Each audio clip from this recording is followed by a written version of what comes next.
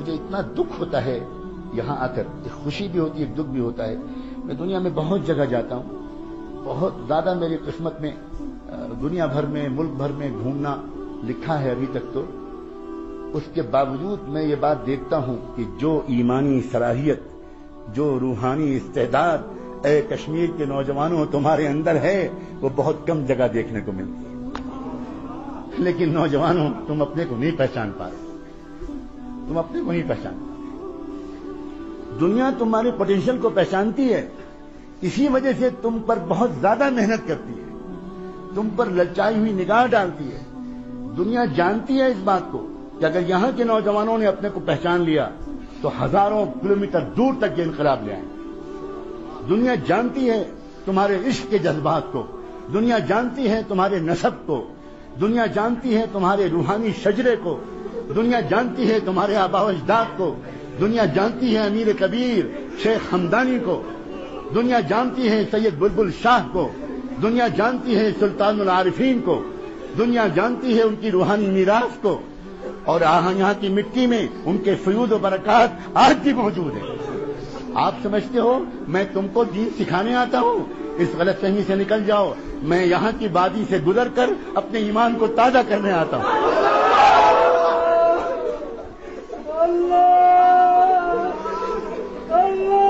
اپنے آپ تو پہچانو نوجوانوں.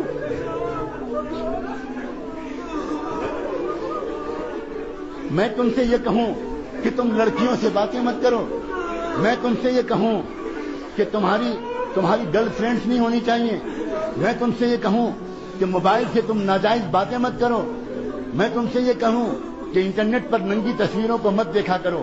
اگر میں یہ کہوں تو میری زبان کو پکڑ لینے کا تم کو حق ہے. تم کہنا کہ حضرت آپ کہاں بات کر رہے ہیں؟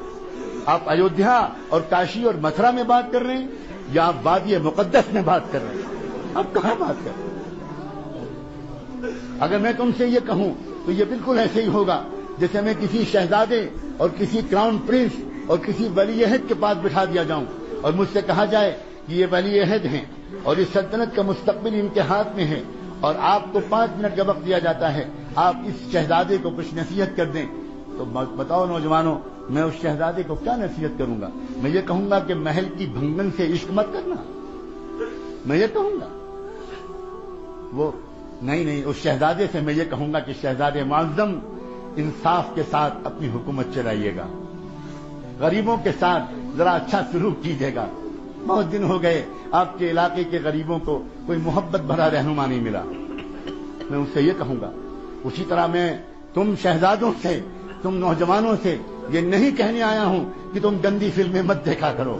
میں یہ نہیں کہنے آیا ہوں کہ تم اپنی جوانی کو بے داغ رکھنا. میں تم سے یہ کہنے آیا ہوں اس ڈوبتی ہوئی انسانیت کو تمہارے سوا کون بچانے والا ہے؟ تم نے کلمہ پڑھا ہے محمد الرسول اللہ، تمہارے لیے تڑپے تھے محمد الرسول اللہ، تمہارے لیے انہوں نے اپنے پیٹوں پر پتھر باندھے تھے، تمہارے لیے ان کے نواسے بھوکے رہے تھے، تمہارے لیے ان کے گھر میں 2 مہینے چولہا نہیں جلتا تھا. تم ان پر درود شریف پڑھتے ہو، تم مکے مدینے جانے کے لیے بے چین رہتے ہو.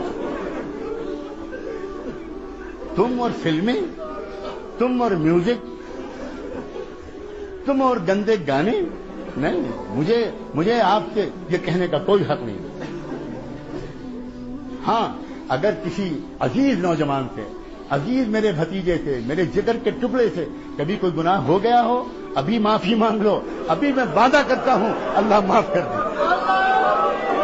بہت کریم ہے اللہ. اللہ انتظار میں بیٹھے ہیں. کہاں ہیں وہ میرے بندے جو مجھ سے معافی مانگے؟ کہاں ہے وہ نوجوان؟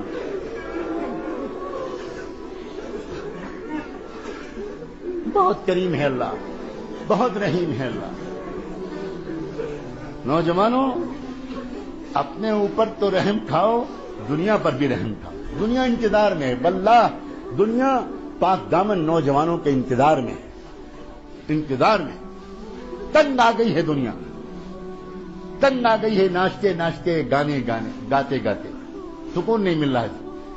یہ इसने शुरुआत की तो इसने स्मोकिंग से शुरुआत की कि चलो सिगरेट पिएंगे, कुछ देर के लिए सुकून मिलेगा, उससे भी नहीं मिला। तो इसने सिगार निकाला, चलो सिगार पिएंगे, वो जरा देर तक चलेगा, उससे सुकून मिलेगा, उससे भी काम नहीं चला। चलो फिर कुछ शराब पिएंगे, कुछ ड्रिंकिंग करेंगे, थोड़ी देर के लिए सुकून मिलेगा, वो भी खूब पी के देख ली, उससे भी सुकून नहीं मिला। इसने फिर ड्रग्स का तजुर्बा किया कि लाओ ड्रग्स की तरफ जाएं, शायद उससे कुछ सुकून मिले।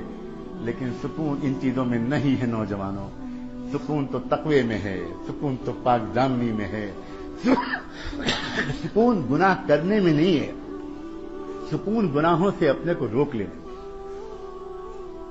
अजीब बात है ये, जरा सी बात अगर समझ में आ जाए ना तो पूरी जिंदगी का रुख ठीक हो जाए।